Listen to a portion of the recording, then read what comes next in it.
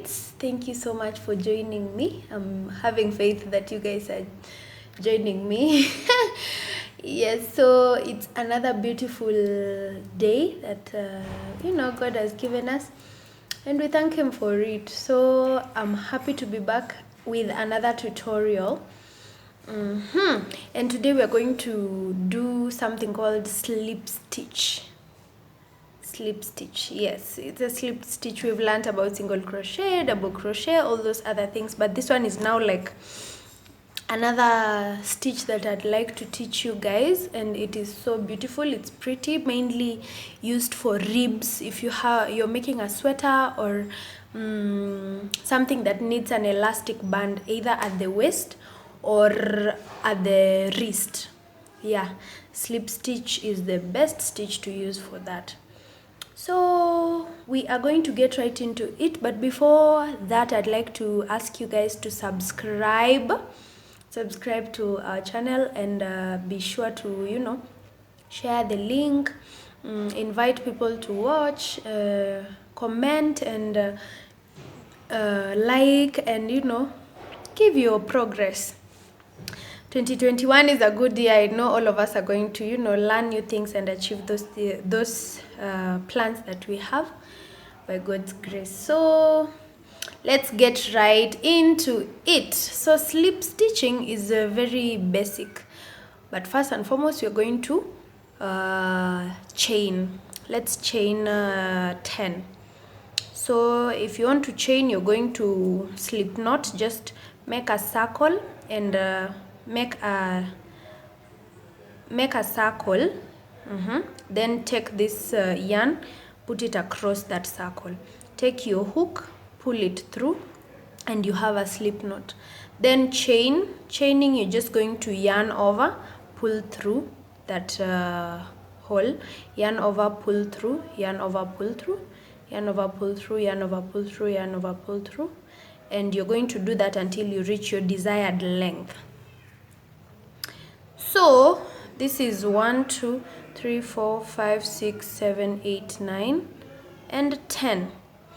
The trick to slip stitching is you don't want to make it so tight. That's why you can see mine is very loose, because it's a very tight stitch.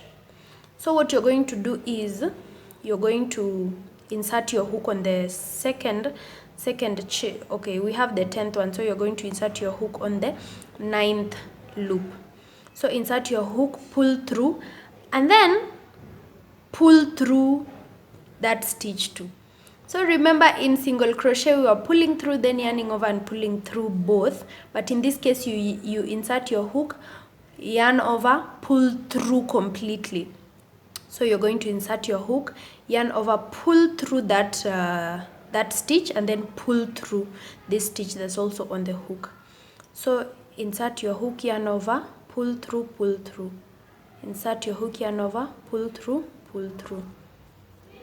Insert your hook, yarn over, pull through, pull through. And I'll do that a little bit slower so that you can get exactly what I'm doing. Yeah. Pull through, insert your hook, yarn over, pull through, pull through.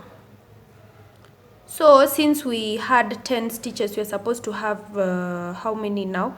9, because we inserted on the second one. 1 2 3 4 5 6 7 8 9. Good. So after you've reached the last stitch, you're going to chain 1 and then turn your work around. When you turn your work around, you'll see that the part you worked on is on your back, on the back. It's on the back. So what you want to do is turn your work to face you, and then you're going to insert your hook on the back loop alone. Back loop and pull through. Back loop and pull through. Back loop and pull through. Back loop and pull through. Back loop and pull through. Back loop and pull through. Back loop and pull through. Back loop and pull through, back loop and pull through. And ensure as you're doing this, don't make your work too tight. If you make your work too tight, it's going to be unbearable to insert your hook. So when you reach the final stitch, chain one and then turn your work around. Then again, the part you're supposed to work on is at the back. So you turn your work towards you, tilt it towards you, and then insert your hook on the back loop.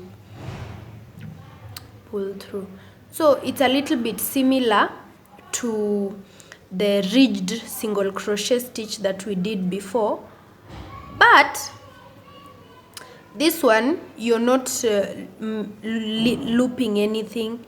You're not yarning over twice, you're just yarning over once, and you pull through everything. You get, that's why it's called a slip stitch, because you're just slipping through.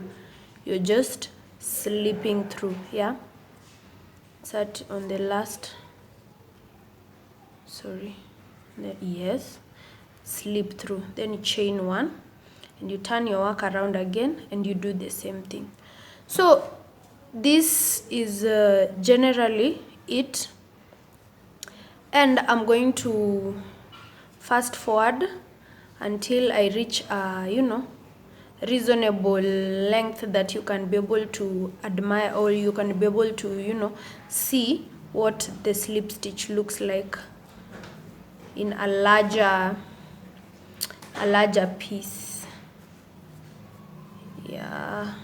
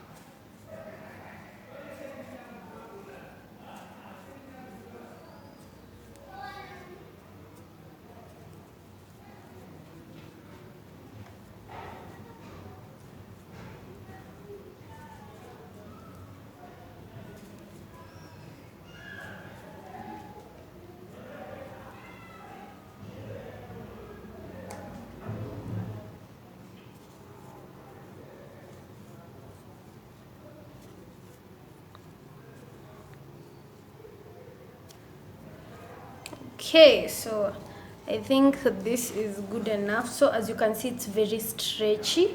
Look at how it is for now, and then when you pull it, it's very stretchy. So this is very good for cuffs and good for ribbings and any other thing that you may want to use it for.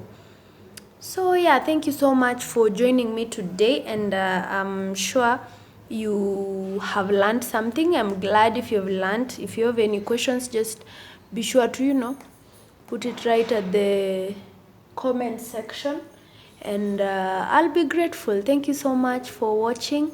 Goodbye, see you next time.